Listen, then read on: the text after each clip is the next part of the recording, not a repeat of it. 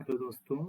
आज जो हम सी टेट 2026 के लिए प्रिपेयर कर रहे हैं, जो सी टेट हमारा 2026 फरवरी 26 फेब को होने वाला है पेपर, उसी के लिए हम यहाँ पर प्रीवियस ईयर 2024 का ये, क्योंकि 25 में तो हुआ नहीं, 2024 का पेपर यहाँ पर सॉल्व कर रहे हैं। तो उसमें हमने इससे पहले वाले पार्ट में लगभग क्वेश्चन नंबर 41 तक हमने सॉल्व कर दिया था, ठीक है।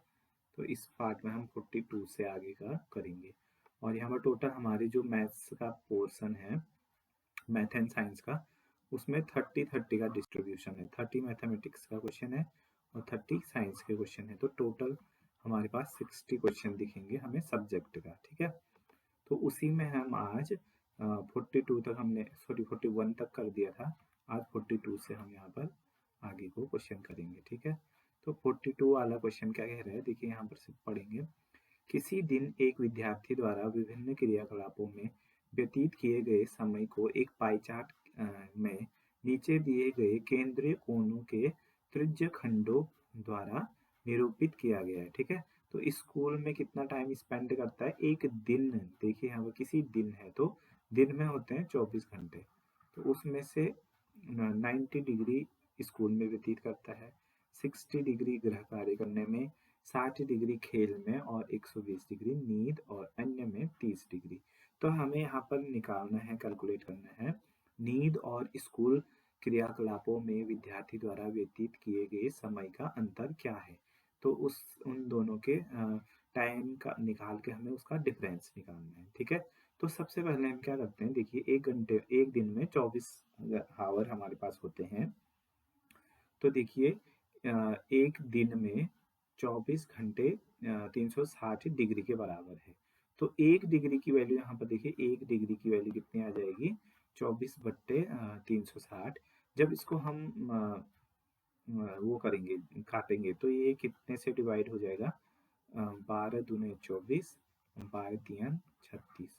तो 2/30 आ जाएगा। तो फिर से 2 से काटेंगे तो 2 1 जा 2, और ये कितना आ जाएगा, 2 1 जा 2, 2 5 जा 10। तो 1/15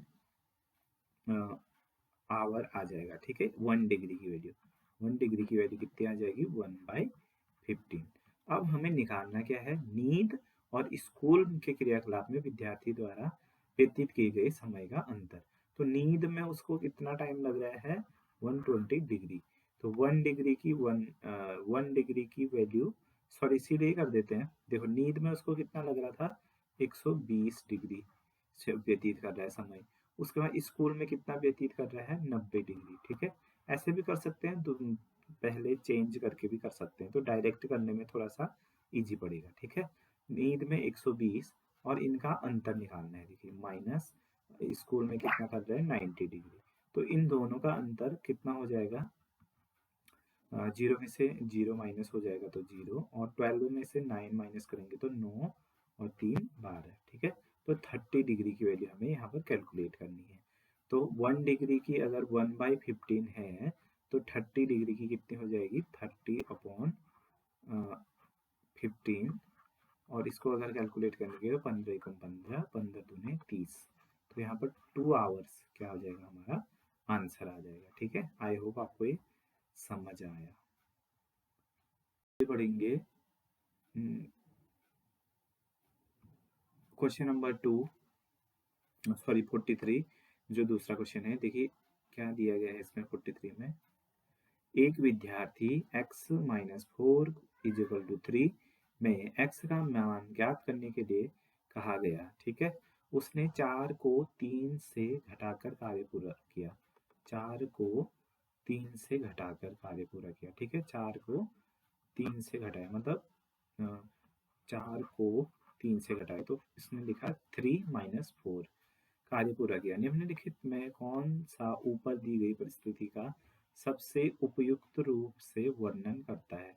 अब जो इक्वेशन यहाँ पर दे रखी है वो है x minus 4 is equal to 3। तो अगर उसको इसको पक्षांतर करता तो उसको क्या करना था, ये माइनस का 4 उस तरफ पक्षांतर होके क्या हो जाता, प्लस का 4 हो जाता। उसको करना था 3 प्लस 4 करना था, लेकिन उसने माइनस कर दिया था। उसको मतलब पक्षांतर के नियम पता नहीं होंगे। ठीक है, तो ऑप्शन कौन कौन से है? ऑप्शन नंबर 1, विद्यार्थी ने एक कलन विधि आधारित त्रुटि की है। ठीक है, कलन विधि को बोलते हैं एल्गोरिदम बेस, यहाँ पर ऑप्शन इंग्लिश वाला लिख दिए, एल्गोरिदम बेस एरर का रखा है। विद्यार्थी को स्थानांतरण के सभी नियम याद करने चाहिए। तो ये तो एक मतलब जो स्टेटमेंट है, ये स्टेटमेंट है, रीजन नहीं है। ठीक है, इसमें परिस्थिति, ऊपर दी गई परिस्थिति को सबसे निम्न में से कौन सी, मतलब इसका रीजन देना है ना, क्यों ये हुआ है। तो उसका रीजन ये है कि उसने एल्गोरिदम एरर कर रखा है, ये वाला ऑप्शन सही होगा। दूसरा ऑप्शन है कि स्थानांतरण के नियम याद करने चाहिए, तो हम एक प्रकार से उसको स्टेटमेंट दे रहे हैं ना, ये ऑप्शन नहीं होगा। इस प्रकार की समस्याओं को हल करने देने के लिए सॉरी क्या लिखा है, इस प्रकार की समस्याओं को हल करने के लिए देने से बचना चाहिए। नहीं, जरूरी नहीं है, अगर वो सॉल्व नहीं कर रहा तो हम देंगे ही नहीं, ये तो गलत बात है। विद्यार्थी ने समस्या को सही तरीके से हल किया, ये भी गलत ही किया है। ठीक है, तो इन दोनों भी ऑप्शन में से कौन सा हो जाएगा? ये भी, क्योंकि उपदेशात्मक सेंटेंस है तो ये सही नहीं होगा। विद्यार्थी ने कलन विधि की आधारित त्रुटि की है। Student has made an algorithm based error. ठीक है, ऑप्शन नंबर 1 राइट हो जाएगा। आगे करेंगे क्वेश्चन नंबर 44। निम्नलिखित में से कौन सा गणितीय कथन सत्य नहीं है? तो इसमें ऑप्शन कौन कौन सा है? देखिए, ऑप्शन नंबर 1, एक दी हुई संख्या का प्रत्येक गुणनखंड उस संख्या से छोटा या उसके बराबर होता है। तो जैसे कोई अगर हमारे पास नंबर है, तो उसका जो फैक्टर है तो वो उसके बराबर या उससे छोटा होता है, ये तो सही है, सत्य है। ठीक है, तो हमें सत्य नहीं, असत्य बात को ढूंढनी है इसमें ऑप्शन में। तो ऑप्शन 2 क्या हो जाए? दूसरा है, एक दी हुई संख्या का प्रत्येक गुणनखंड हमेशा उस संख्या से बड़ा होता है। तो जरूरी नहीं है बड़ा हो, बड़ा नहीं होता है, उससे छोटा होता है उसका गुणनखंड फैक्टर। ठीक है, तो यही असत्य बात है, तो यही ऑप्शन हमारा क्या हो जाएगा? राइट हो जाएगा, ऑप्शन नंबर 2।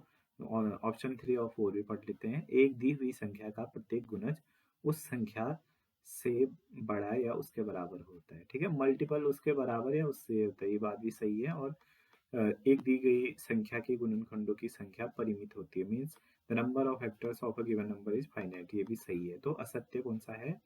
ये वाला ऑप्शन नंबर 2 जो होता है वो हमारा क्या हो जाएगा? असत्य हो जाएगा। ठीक है, सत्य नहीं है तो असत्य। उसके बाद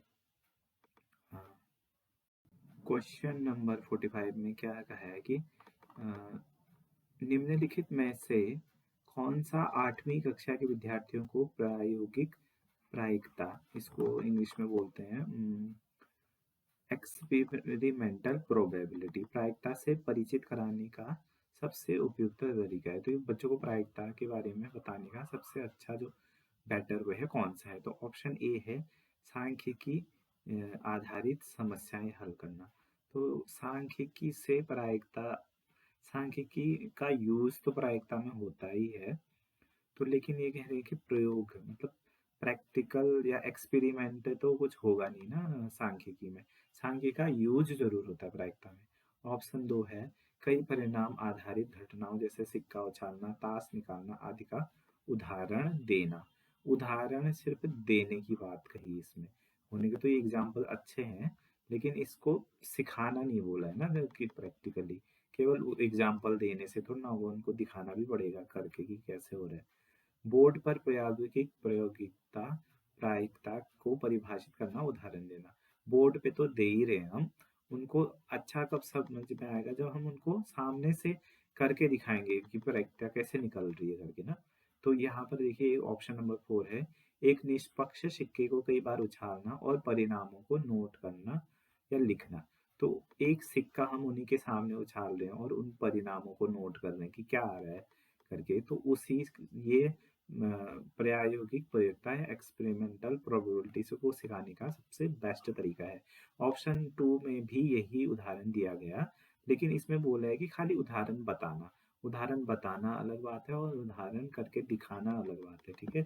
तो जो प्रायोगिक एक्सपेरिमेंटल प्रोबेबिलिटी है वो एक निष्पक्ष सिक्के को कई बार उछालने से लोग बच्चों को आ जाएगा। तो ऑप्शन नंबर 4 हो जाएगा राइट क्वेश्चन नंबर 45 का। आगे बढ़ेंगे क्वेश्चन नंबर 46। क्वेश्चन नंबर 46 कह रहा है कि निम्नलिखित में से कौन से उच्च प्राथमिक स्तर अर्थात अपर प्राइमरी स्टेज, ठीक है, 6 7 8 बोल सकते हैं हम उसको, पर आकलन के सबसे उपयुक्त कारणों को दर्शाती है। तो उसमें आकलन कैसे कौन से उसके कारण है उसको बताना है। उसमें सबसे उपयुक्त कौन सा, होने तो सभी सही होंगे लेकिन हमें सबसे उपयुक्त को छांटना है। ऑप्शन ए है विद्यार्थी की व्यक्तिगत और विशिष्ट आवश्यकताओं की पहचान, ठीक है।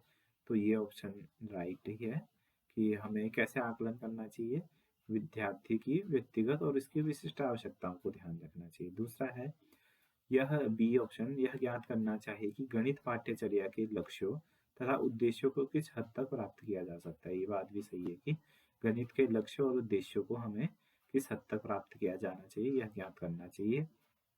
ऑप्शन नंबर सी है यह ज्ञात करना कि क्या विद्यार्थी ने किसी समस्या को हल करने के लिए मानक प्रक्रिया सीख ली है।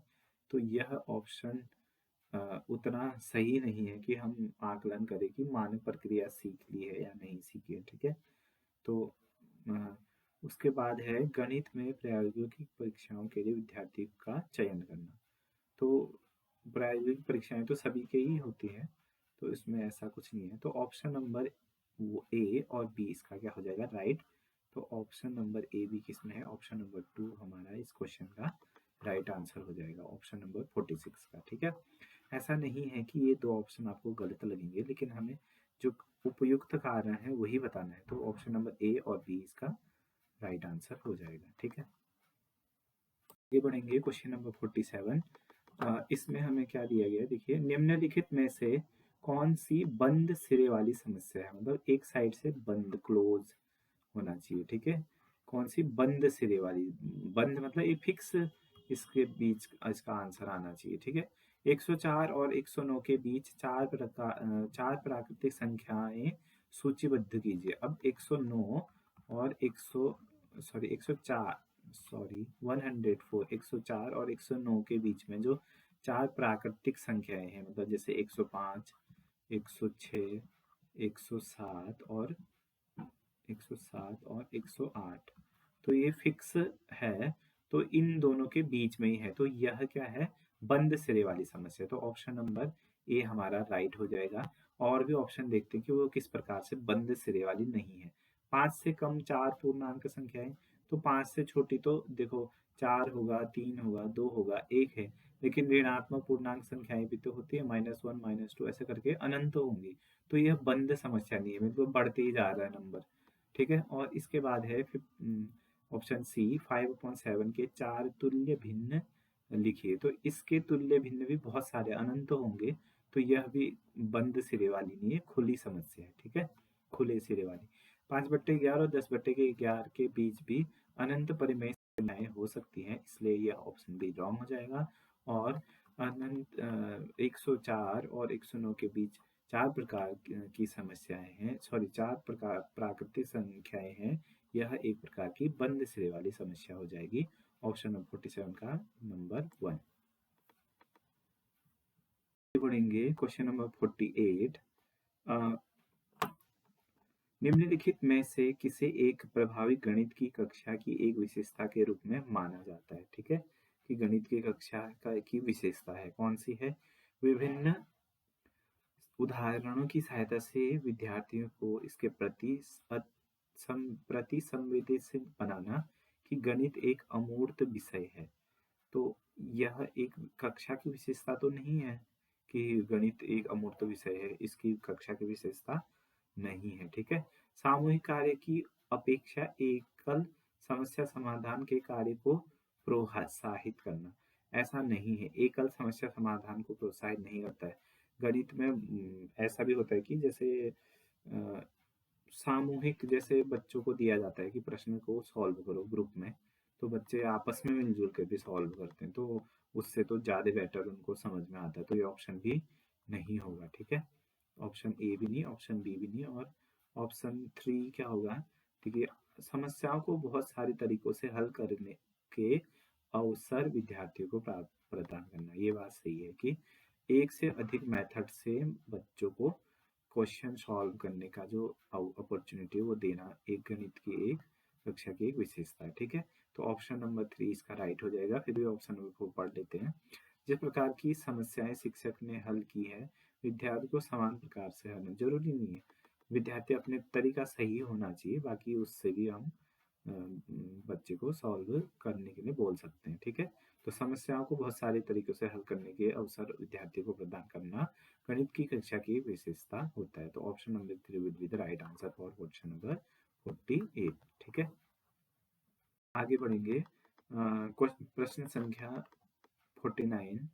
एक कक्षा में प्रश्न पूछने को आकलन के एक साधन के रूप में उपयोग करते समय निम्नलिखित में से किसका अनुपालन करना चाहिए? क्वेश्चन पूछते समय किसका पालन करना चाहिए, ठीक है। नंबर फर्स्ट ऑप्शन है त्रुटियों और भ्रांतियों के आकलन के लिए प्रश्न पूछना, means asking question for assessing error and misconception, ठीक है। तो यहाँ पर देखिए त्रुटियों और भ्रांतियों के आकलन के लिए प्रश्न पूछना। ये तो प्रश्न पूछते ही हम कि ये इसका क्या है, इसका कारण, तो उनको उनमें जो भ्रांतियां होते हैं बच्चे वो बताते हैं, फिर हम उनकी त्रुटि निकाल के उसको सही करके बताते हैं। तो ये ऑप्शन सही होगा, ऑप्शन नंबर 1। ऑप्शन नंबर 2 देखते हैं। बिना समय दिए हुए बहुत सारे प्रश्न पूछना, ये तो कोई बात होगी नहीं। ऑप्शन नंबर 2 क्या हो जाएगा? रॉन्ग हो जाएगा। एक प्रश्न पूछना और स्वयं उसका उत्तर देना, जरूरी नहीं है कि एक ही प्रश्न पूछा जाए। केवल कम उपलब्धि प्राप्त करने वाले बच्चों से, ऐसा भी नहीं है कि जिनको कम उपलब्धि है उन्हीं को पूछा और को नहीं पूछा, सभी को बराबर अवसर दिया जाता है। और ऐसे कहीं से भी पूछा जा सकता है, 2-3 बच्चों को आगे से, पीछे से, बीच में से बच्चों को खड़ा करके पूछा जा सकता है। तो ऑप्शन नंबर फर्स्ट इसका राइट हो जाएगा। त्रुटियों और भ्रांतियों के आकलन के लिए प्रश्न पूछना, ठीक है। प्रश्न उत्तर पूछने में किसका अनुपालन किया जाता है?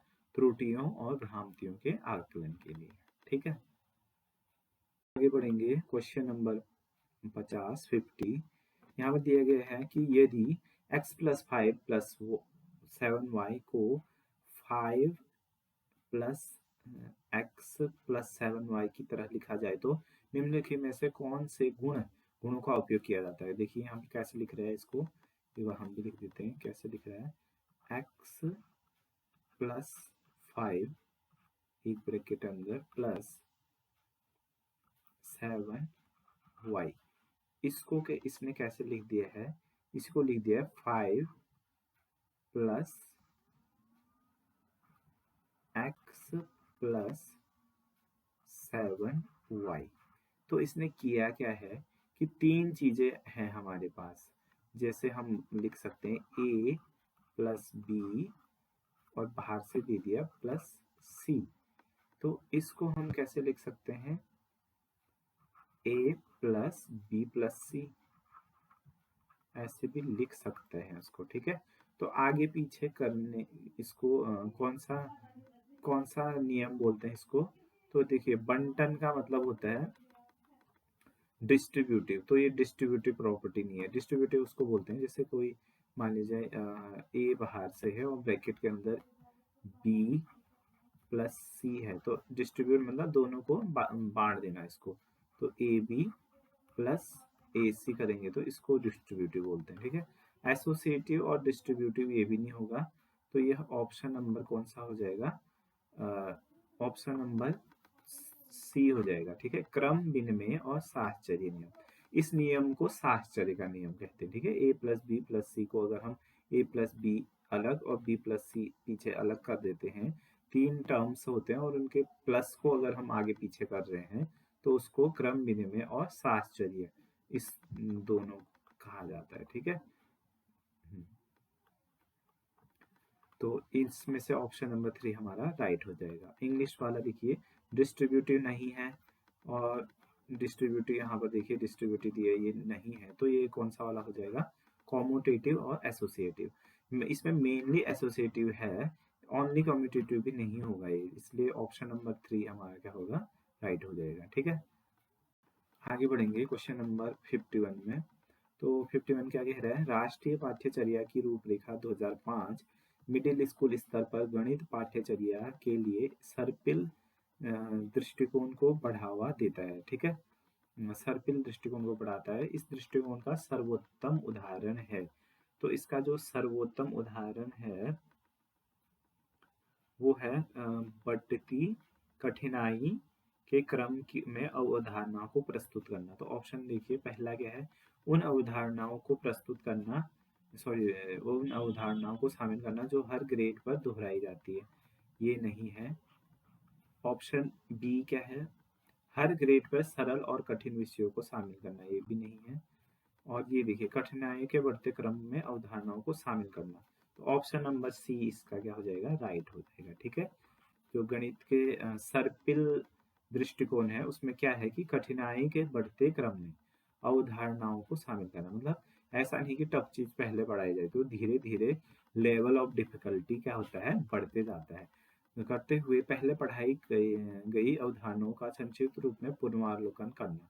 ठीक है, इसमें इंग्लिश में पढ़ देते हैं, including concept in the increasing order of difficulty by briefing revisiting concept taught previously. ठीक है, पुराने चीज जो बता रखी है उसका यूज करना, प्रत्येक ग्रेड पर विभिन्न अवधारणाओं को शामिल करना, ये भी नहीं होगा।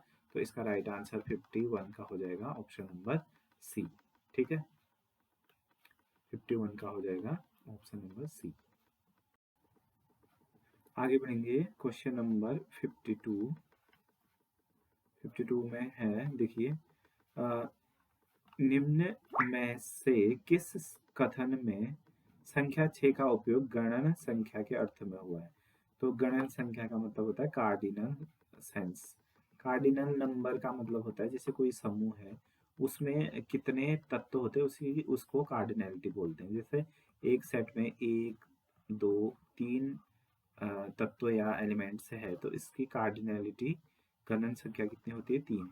तो अब यहाँ पर देखिए ऑप्शन में, वह सभागार में छठी पंक्ति में बैठी है, तो ये तो पोजीशन बता रहे हैं ना, पोजीशन बता रहे, नंबर ऑफ एलिमेंट्स नहीं बता रहे। एक सेट में 6 तत्व है, तो ऑप्शन नंबर 2 क्या हो जाएगा, इसका राइट आंसर हो जाएगा। ये रॉन्ग आंसर है, राइट आंसर 6 हो जाएगा। 5 के पहले 5 का 5 के बाद 6 है और 7 से पहले ये है, ये ऑप्शन गलत हो जाएंगे। एक सेट में कितने तत्व है, 6 तत्व है, अगर 6 कार्डिनलिटी है तो मीन्स उस सेट में कितने तत्व होने चाहिए, 6। ठीक है, यही था इसका, option number 2 will be the right answer for question number 52।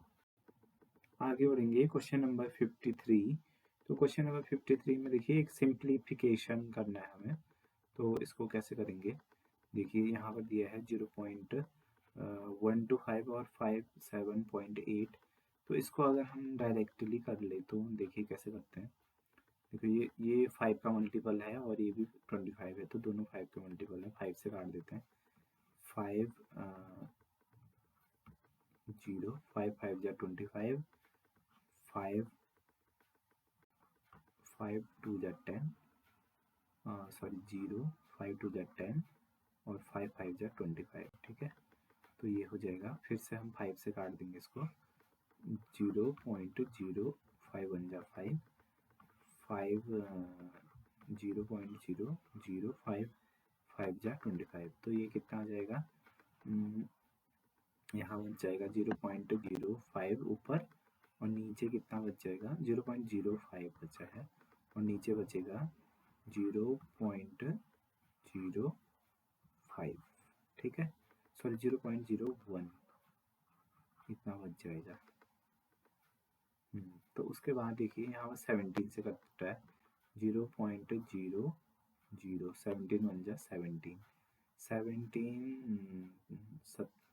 17 तो 3 टाइम्स चले जाएगा ये 51, तो कितना बचेगा इसमें से 56 और 70 51 70 चको 68, तो इतना आ जाएगा, ये कितना आ जाएगा 3.4 आ जाएगा। ठीक है, इंटू कितना हो जाएगा 3.4 अपॉन में 0.001 इंटू लास्ट वाला कितना हो जाएगा, देखिए ये कटेगा 3 9 से काट दे इसको तो 9 से नहीं कटेगा, 3 से कटेगा 0 0 0 3 3 3 2 6 और 21 हो जाएगा ये, तो 3 7 जा 21, ठीक है। इसका ये कितने से कटेगा 0.32 जा 6 3 4 जा 12 3 3 जा 9, ठीक है।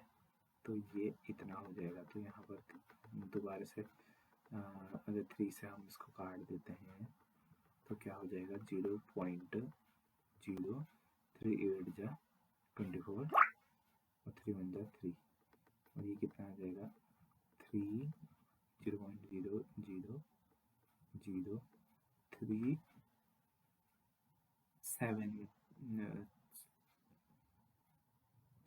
जा 27, ठीक है।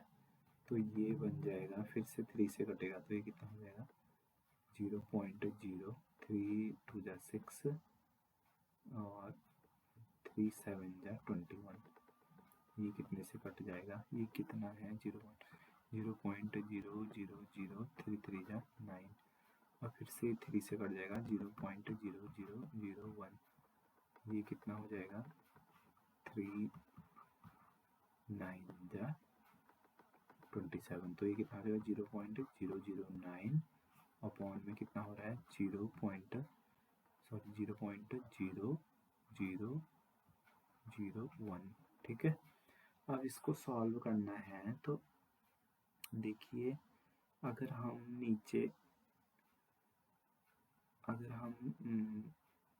10 से मल्टीप्लाई कर देते हैं इस वाले के लिए, 10 से ऊपर नीचे मल्टीप्लाई कर देते हैं तो कितना हो जाएगा, सॉरी 100 से मल्टीप्लाई करेंगे तो ये हो जाएगा 1 2 3, तो 1 2 3 तो 1000 से मल्टीप्लाई करना पड़ेगा तो ये कितना हो जाएगा 5/10 हो जाएगा।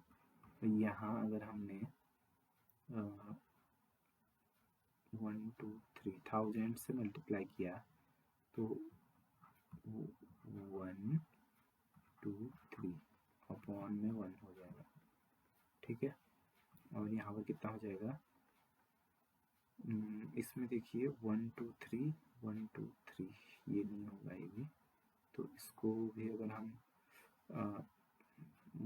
10,000 से मल्टीप्लाई करेंगे तो कितना हो जाएगा 1 2 3 सॉरी 1000 से 90 हो जाएगा और ये नीचे कितना हो जाएगा 1 हो जाएगा, ठीक है।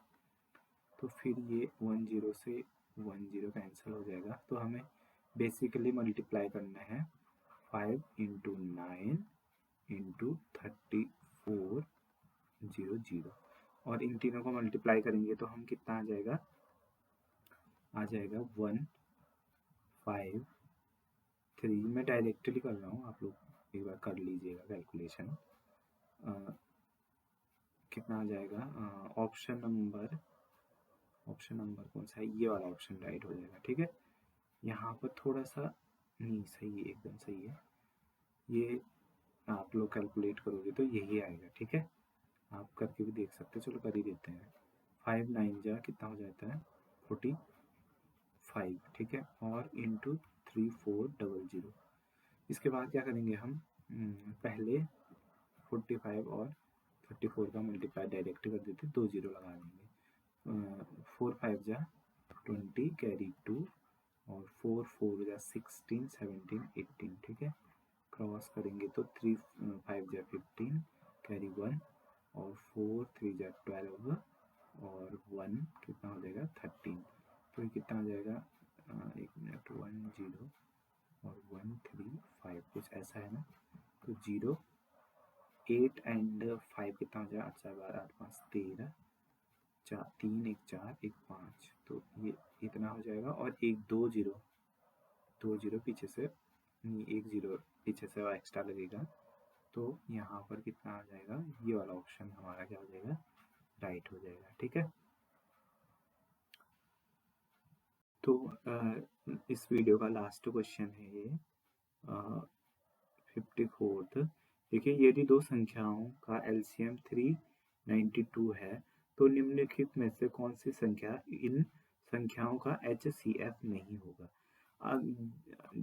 ये संख्या दी है हमें एलसीएम में, ठीक है। HCF क्या होगा कि अगर हम एलसीएम में HCF से डिवाइड दे तो हमें पूर्णांक मिलना चाहिए, ठीक है। हमारा जो पूरी बार डिवाइड जाना चाहिए। और अब हम एक एक करके यहाँ चेक करेंगे कि किस में पूर्णांक है करके।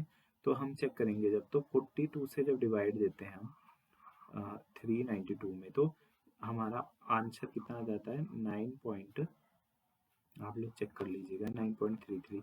बाकी इसमें डिवाइड देंगे तो कितना आ जाएगा 7, और इसमें डिवाइड देंगे तो 14, और इसमें देंगे तो सॉरी इसमें 2, और इसमें आ जाएगा, इसमें 2 आ जाएगा, इसमें 14 आ जाएगा, ठीक है। तो यहाँ पर जो है पूर्ण वर्ग नहीं आ रहा है, ठीक है। पूर्णांक संख्या नहीं आ रहा है। तो ऑप्शन नंबर ए इसका राइट आंसर हो जाएगा, ठीक है। आप अगर आपको चेक करना है कि यह एलसीएम है और यह एचसीएफ है, तो एचसीएफ कौन सा नहीं हो सकता है, तो हमें उसको डिवाइड करके चेक करना पड़ेगा। और यहाँ पर फर्स्ट वाला ही आ जा रहा है कि पूरी बार डिवाइड नहीं हो रहा है, तो वही ऑप्शन होगा, ठीक है। तो ये थे क्वेश्चन नंबर आज 42 से लेके 54 तक हमारे सीटेट के लिए। और इससे आगे के क्वेश्चन अभी 60 तक होंगे जो कि मैथ्स का होगा। वो क्वेश्चन हम नेक्स्ट वीडियो में करेंगे 55 से आगे वाला। और यहाँ तक हम 60 तक हमारे सारे मैथ्स, सॉरी हाँ क्वेश्चन नंबर 60 तक है, लेकिन यहाँ टोटल 60 क्वेश्चन है और 30 क्वेश्चन कवर हो रहे हैं हमारा। हमने क्वेश्चन नंबर 30 से किया था, तो 30 से 60 हमारे 30 क्वेश्चन यहाँ पर कवर होंगे, और 54 से आगे वाले क्वेश्चन हम इसके आगे वाली वीडियो में बनाएंगे, ठीक है। तो thank you very much video देखने के लिए। और सीटेट 2026 के लिए बहुत ही इम्पोर्टेंट वीडियो है, आप ज़रूर पूरी वीडियो देखिएगा और इसके बाद वाली वीडियो को भी फॉलो कीजिएगा, ठीक है।